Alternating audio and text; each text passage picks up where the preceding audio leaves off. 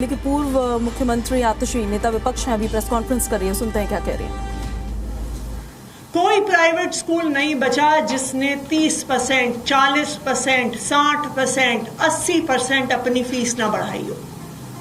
तरह तरह के नए चार्जेस डाल दिए गए, कहीं पे एसी का चार्ज, कहीं पे स्विमिंग का चार्ज, कहीं पे एक्टिविटी क्लासेस का चार्ज। आज दिल्ली का मिडिल क्लास त्रस्त हो चुका है क्योंकि वो अपने बच्चों की प्राइवेट स्कूल की फीस नहीं भर पा रहा। 40-40 डिग्री में माता पिता स्कूल के बाहर प्रोटेस्ट कर रहे हैं, दिल्ली सरकार के डिपार्टमेंट ऑफ एजुकेशन के बाहर प्रोटेस्ट कर रहे हैं, लेकिन सुनने वाला कोई नहीं रहा। माता पिता कोर्ट गए, हाई कोर्ट गए, सुप्रीम कोर्ट गए। हाई कोर्ट ने आखिर कहा कि जब तक सरकार कोई ऑर्डर नहीं पास करती है तब तक हम कैसे निर्देश दे सकते हैं। तो एक चीज बिल्कुल साफ है कि भारतीय जनता पार्टी की और दिल्ली के प्राइवेट स्कूलों की साठगांठ है, जिसकी वजह से बेलगाम तरीके से प्राइवेट स्कूलों की फीस बढ़ रही है। प्राइवेट स्कूल में पढ़ने वाले बच्चों के माता पिता कभी शिक्षा मंत्री के पास जाते हैं, कभी मुख्यमंत्री के पास जाते हैं। वो उनसे झूठी सांत्वना व्यक्त करते हैं, झूठे वादे करते हैं कि हम फीस नहीं बढ़ने देंगे, लेकिन आज तक एक भी प्राइवेट स्कूल की फीस भारतीय जनता पार्टी की दिल्ली सरकार ने रोकी नहीं है।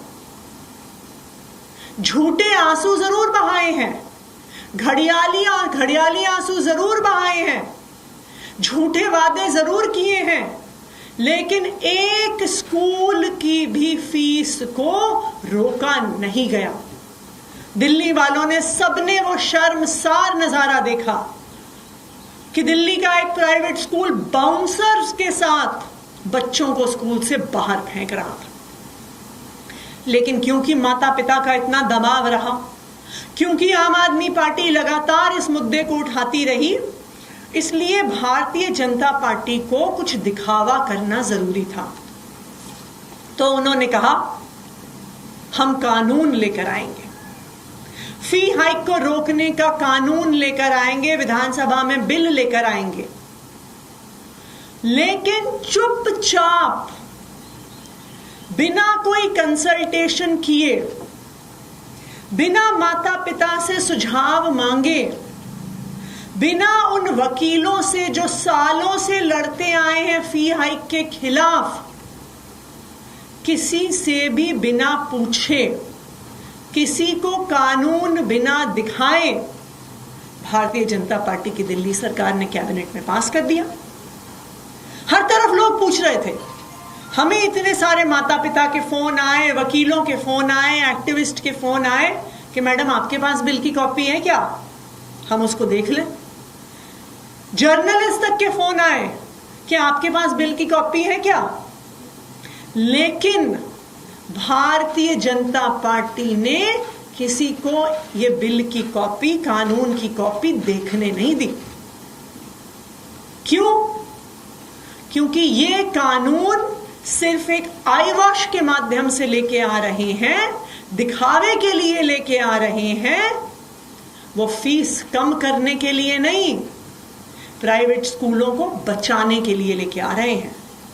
वरना आज तक दिल्ली के इतिहास में ऐसा कभी नहीं हुआ कि इतनी बड़ी पॉलिसी आ रही है, इतना महत्वपूर्ण कानून आ रहा है, लेकिन उस पर कोई राय मशवरा ना हो। लेकिन मैं दिल्ली वालों को, खास करके प्राइवेट स्कूल में पढ़ने वाले बच्चों के माता पिता को ये भरोसा दिलाना चाहती हूं कि हो सकता है कि भारतीय जनता पार्टी ने आपको धोखा दिया है, लेकिन आम आदमी पार्टी पहले भी प्राइवेट स्कूलों के खिलाफ लड़ती आई है और आगे भी प्राइवेट स्कूलों के खिलाफ लड़ती आएगी। आखिरकार चाहे वो चोर दरवाजे से कैबिनेट में लेकर आए, चाहे अभी तक किसी को कानून देखने नहीं दिया, लेकिन आखिरकार ये कानून दिल्ली विधानसभा की पटल पर पेश होगा और उस दिल्ली विधानसभा में दिल्ली के लोगों के वोटों से चुने हुए 22 आम आदमी पार्टी के विधायक हैं।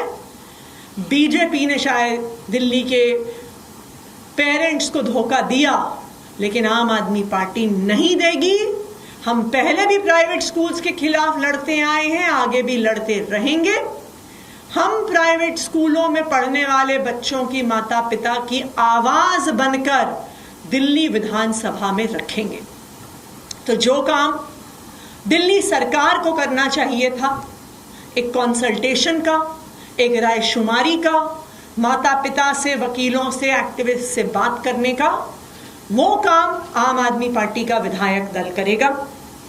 आम आदमी पार्टी ने एक ईमेल आईडी बनाया है इस राय मशवरे की पूरी प्रक्रिया के लिए, fee.consultation.aap@gmail.com fee.consultation.aap@gmail.com।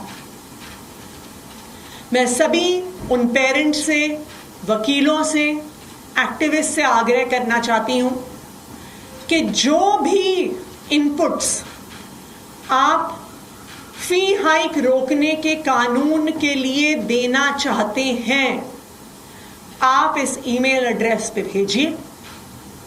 अगर आप आम आदमी पार्टी के विधायक दल के सदस्यों से मिलना चाहते हैं तो कल से लगातार हमारा विधायक दल मीटिंग्स करेगा इस आने वाले फी हाइक के कानून पर, और जो भी पेरेंट्स हमसे मिलना चाहते हैं वो इस ईमेल आईडी fee.consultation.aap पर हमें ईमेल करें। हम आपको मिलने का समय जरूर देंगे। दिल्ली के जो भी लोग इस प्राइवेट स्कूल फीस के कानून पे राय मशवरा अपना देना चाहते हैं वो इस पे हमें ईमेल भेजें। हम आपकी आवाज बनेंगे और दिल्ली विधानसभा के पटल पर आपके सारे इनपुट्स, आपके सारे सुझाव रखेंगे। अगर जरूरत पड़ेगी तो जो कानून भारतीय जनता पार्टी लेके आ रही है उसमें अमेंडमेंट भी मूव करेंगे।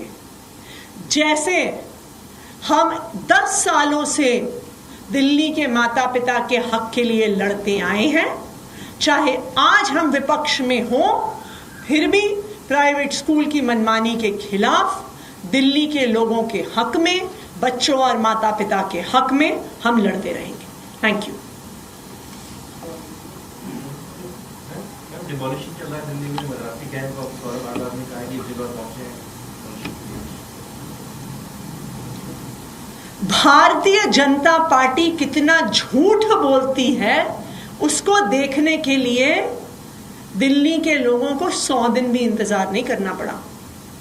ये वही भारतीय जनता पार्टी है जो चुनाव से पहले झुग्गी प्रवास करती है, मदरासी कैंप में जाती है, वहां पे बच्चों के साथ कैरम खेलती है, लूडो खेलती है, और जैसे ही चुनाव खत्म होता है उस मदरासी कैंप पे भारतीय जनता पार्टी बर्बरता से बुलडोजर चलाती है।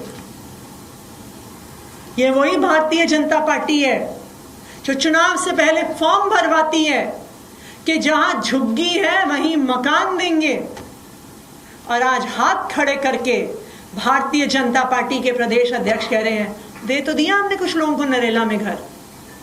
क्या ये वादा किया था भारतीय जनता पार्टी ने? चीख चीख कर भारतीय जनता पार्टी ने कहा था कि जहां झुग्गी है वहीं मकान देंगे। आज क्या हो गया? मदरासी कैंप डूसिब में रजिस्टर्ड एक जेजे क्लस्टर है। ऐसे जेजे क्लस्टर को आप रिहैबिलिटेशन के बिना तोड़ नहीं सकते हैं, लेकिन भारतीय जनता पार्टी एक गरीब विरोधी पार्टी है। वो गरीबों से नफरत करती है। रोहिणी में हमने देखा किस तरह एक झुग्गी को ऐसा लगता है कि जानबूझकर जला दिया गया। मदरासी कैंप को बर्बरता से तोड़ दिया गया और अभी वजीरपुर इंडस्ट्रियल एरिया की झुग्गियों पर बुलडोजर चल रहा है। मैं दिल्ली वालों को ये याद दिलाना चाहती हूं कि यही भारतीय जनता पार्टी झूठे वादे करती थी, जहां झुग्गी वहीं मकान के, और आज देखिए 100 दिन भी नहीं बीते और उनका झूठ पूरी दिल्ली के सामने आ गया। जामिया में भी सुप्रीम कोर्ट में सुनवाई चल रही है, वहां पर भी 15 दिन कोर्ट से ऑर्डर था और कोर्ट के ऑर्डर के बाद वहां पे बुलडोजर चलाए गए। कोर्ट के ऑर्डर के बाद बुलडोजर चला है, लेकिन कोर्ट ने यह कहा कि आप इनको मकान मत दो। जब आपने जहां झुग्गी वहीं मकान का वादा किया तो आप उनमें से कुछ लोग, आप उन लोगों को नरेला क्यों फेंक रहे हैं?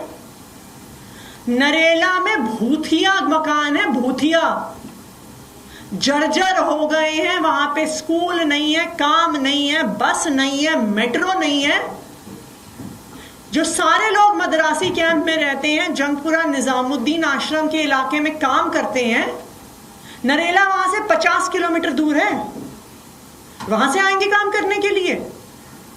तो हाईकोर्ट ने यह कहा कि आप इनको नरेला में घर दीजिए। हाईकोर्ट ने यह कहा कि बिना मकान दिए घर तोड़ दीजिए।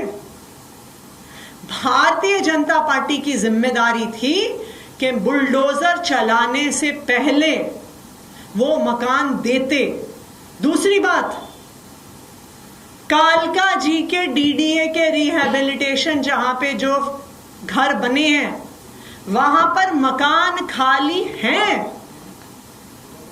वो तो जंगपुरा के मदरासी कैंप के पास है, उससे हो सकता है 4-5 किलोमीटर की दूरी पर हो। वहां पर मकान क्यों नहीं दिया?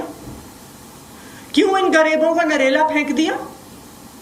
और वो भी सिर्फ 1/3 लोगों को घर दिए, बाकी लोगों को सड़क पर लाके फेंक दिया।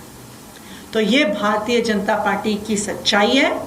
चुनाव से पहले झूठे वादे करते हैं, गरीबों को लुभावने वादे करते हैं और चुनाव जीतने के बाद उन्हें धोखा देते हैं।